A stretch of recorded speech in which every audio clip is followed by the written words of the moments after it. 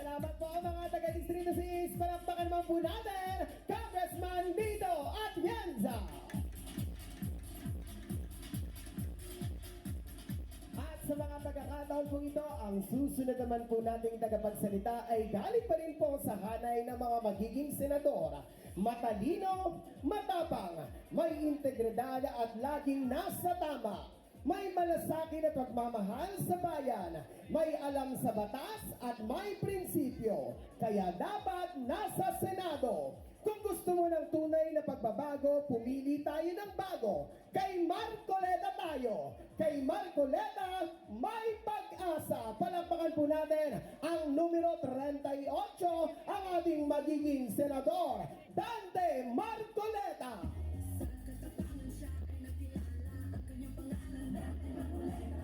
Pinipili yung makakabuti para sa mas nakararami. Katotohanan ang sinasabi, Marcoleta laban sa mga mapapakili. Ipapabinag sa mali si Marcoleta, ipaglalaban ang kapakanan ng masa. Huwag kang matakot, Marcoleta ang pag-asa. Kumusta po kayong lahat dito sa Distrito 6 ng Maynila? Kumusta po ang lagay nyo? Okay po kayo? Kahit na kaninang alas 5 pa lang kayo at di pa kayo kumakain, okay pa rin kayo?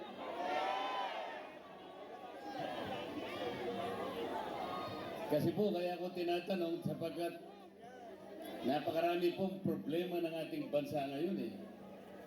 Kung kayo'y okay, i-congratulate ko kayo sapagkat napakataas po ng presyo ng bilihin ngayon. Tama po. Napakamura po ba ng presyo ng bigas ngayon?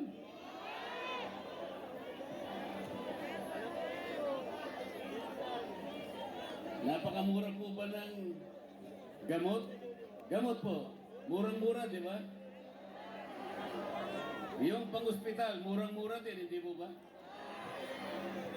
Ibig niyo po sabihin, ang buhay natin ngayon ay hindi masyadong maginhawa. Parang tama po kayo kasi nilumabas po na survey noong Enero lang, itong taon na ito, ang nagsasabi po na nakakaramdam po ng hirap ay 67% ng ating population. Eh sa bilang po natin ngayon na halos 118 o 119 million Pilipinos, kung ang magsasabi po na sa kanilang pakiramdam ay mahirap sila, 67% talaga pong may problema.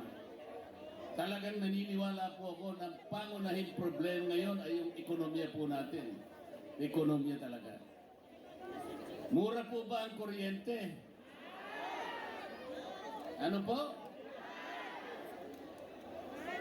Ito pong hindi ko maintindihan kung bakit napakamahal ng kuryente sa ating bansa. Alam po ba ninyo, yung layunin po ng batas sa kuryente na ginawa ng Kongreso 24 na taon nang nakararaan. Alam po ba ninyo kung anong pangunahing layunin ng batas na yon? Ang pangunahing layunin po ng batas ay ibigay ang kuryente sa mga mamamayan ng Pilipinas sa murang halaga. Yun po, letra por letra. Bakit po baligtad ang nangyari? Kasi po yung pagpapatupad ng mga batas, hindi po binabantayan nung dapat magbantay.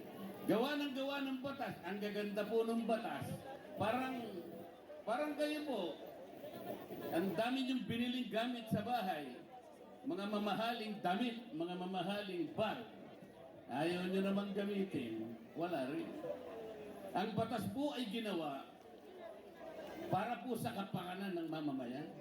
Matagal po at mahal gumawa ng batas. Kuminsan po 3 taon, kuminsan ulit-ulit. Alam po ba ninyong Magna Carta of the Poor na isa ako sa nagsulong? Inabot po kami ng 15 taon bago maging batas. Hanggang ngayon po ay hindi pa nabibigyan ng daan para ito'y patupad sapagkat yung mga ahensya na merong responsibilidad para ito ipatupad, natutulog po lahat. Yun ang problema. Alam po ninyo kung ilan ang karapatan ng taong mahirap dun sa Magna Carta of the Poor. 5 po yun. Karapatan niya sa pagkain, karapatan niya sa gamot, karapatan sa pabahay, karapatan sa edukasyon, at karapatan sa hanap buhay. 5 karapatan. Hanggang ngayon po ay hindi na isusulong ang pagpapatupad sapagkat walang nagbabantay. Yun po ang kinasasama ng loob ko. Kaya po nung Marso, ito lang, 2 months ago, ano po ang sinabi ng survey? 27% po ng mamamayang Pilipino nakakaramdam po ng gutom. 27%. Napakataas po nun. Halos 29 million poor Filipinos po. Bakit po? Hindi po binabantayan talaga. Hindi po ginagawa. Alam po yung ginagawa. Puro bigayan ng ayuda. Puro ayuda. Hindi po ito ang dapat gawin. Sapagkat ang pagbibigay ng ayuda, okay lamang po yun kung talagang may krisis. Nasunugan, nabaha, lumindol, nalindol, nasira ang mga bahay, bigyan mo ng tulong. Pero pangkaraniwang buhay po nagbibigay ng ayuda. Meron pong AX, merong tupad, merong akap, merong maip, merong 4-piece. Ito po sa isang taon, alam nyo kung magkano po ito, 194 billion pesos. Ang tinatarget po nila, yung mahirap nating kababayan na magmula sa 25 hanggang 30 million Pilipinos. Pero hindi po natatarget. Ang nabibigyan lang ng ayuda, AKAP, AX, MAIP, etc., 5% lang. 5% lang. Kaya hindi po na ipatutupad na maayos eh. Yung iba po, AX, 3,000 pesos ang AX. Pero merong lugar po, binibigay 500. Pwede ba yun? Hindi po ganun. Kailangan po yung pera na yung gamitin para paunlarin ang kabuhayan pambansa. Ang ekonomiya po natin. Para magkaroon po ng pagawaan, marami pong negosyo ang tatayo sa ating bansa. Magkakaroon po ng maraming trabaho. Ito po ay magre-resulta sa dagdag na kita ng ating mamamayan. Hindi po ayuda ang gusto ng isang Pilipino. Ang gusto po nila, mabuhay sila ng marangal, ng disente. Bigyan mo siya ng pagkakataong makapagtrabaho. Yun po ang dapat natin gawin. Ang dami pong problema dahil nga po sa corruption dito sa ating bansa. Ikatlong bahagi ng pera ng bayan na pupunta po sa corruption. Pag ako po ay nagsasalita sa House of Representatives para itama yung maraming mali na ginagawa namin, ito po pinagagawin. Inaaway lang po ako ng mga kasama ko. Ayaw po nilang makipagdebate ng sabayan. Wala po silang katwiran na masasabi kapag kami po ay nagdidebate. Ang gagawin lang po nila, manggugulo. Kaya ayaw ko na po sa kanila. Kaya po umarap dito para sumama sa adhikain natin.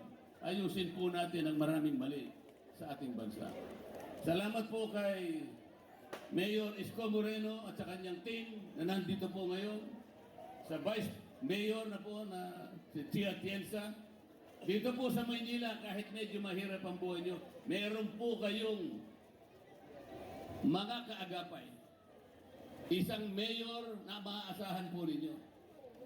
Isang vice mayor na magiging katulong niya. At itong team niya po, nagagawa po para sinupin po ang buhay ng Maynila. Ngunit ang sinasabi ko po ay ang kabuuan ng ating bansa. Ang kabuuan ng ating bansa. Gusto nyo bang bumaba ang kuryente? Kaya ko pong gawin yon. Kaya ko pong gawin yon. Ang totoo niyan, pwede nating gawin na lahat ng pamilya na kumukonsumo ng 3,000 pababa sa singil ng kuryente, pwede po nating ilibre yun per month. Kaya pong gawin. Kailangan lang po, pumili naman kayo kung sino iboboto nyo sila doon. Matagal niyo nang binoboto yung pabalik-balik doon. Okay. Hindi ko na po babanggitin kung sino yung pabalik-balik. Wala naman nangyayari. Boto na kayo ng boto sa kanila. Pagkatapos, aasa po kayo, may mangyayari sa atin. Sana po gamitin po ninyo ang inyong kapangyarihan. Piliin po ninyo yung tatayo sa inyong karapatan. Kahit mahirap, ako po kahit mahirap, kahit awayin po nila akong lahat, itinuring po nila akong kalaban lahat, ako na lang mag-isa, isa laban sa lahat. Dahil lamang po sa katwiran, dahil lamang po sa katapatan ng paglilingkod para sa taong bayan. Tingnan po niyo nangyari sa ating bansa. Nagkahati-hati na naman tayo dahil sa nangyari. Alam na po ninyo kung ano yung nangyari. Marami po sa ating mamamayan, kung hindi man lahat, meron po silang kalungkutan sa puso. Yung iba, maaaring nagtatagli ng galit sa kanilang dibdib. Dahil sa nangyari, sana hindi po nangyari. Tingnan po ninyo yung mga... In-impeach nila yung Vice President. Tatanggalin po nila yung Vice President. Dinukot nila yung dating Pangulo. At ngayon po ay nahaharap sa isang hatol sa bansa na hindi natin kinikilala ang kanyang kapangyarihan. Wala po silang jurisdiction. Ngunit ang bibitawan ko pong salita, itama po natin lahat ito. Itama po natin lahat ito. Huwag kayong mawawala ng pag-asa. Magkaisa po tayo. Iboto po ninyo yung inaakala ninyong lalaban sa inyong kapangyarihan. Dante Marcoleta po. Number 38 sa balota. Tandaan po ninyo, parang kalibre 38. Pagbababarilin po natin lahat ang problema ng ating bansa. Magandang gabi po sa inyong lahat. Salamat po. Salamat po sa inyong lahat. Marami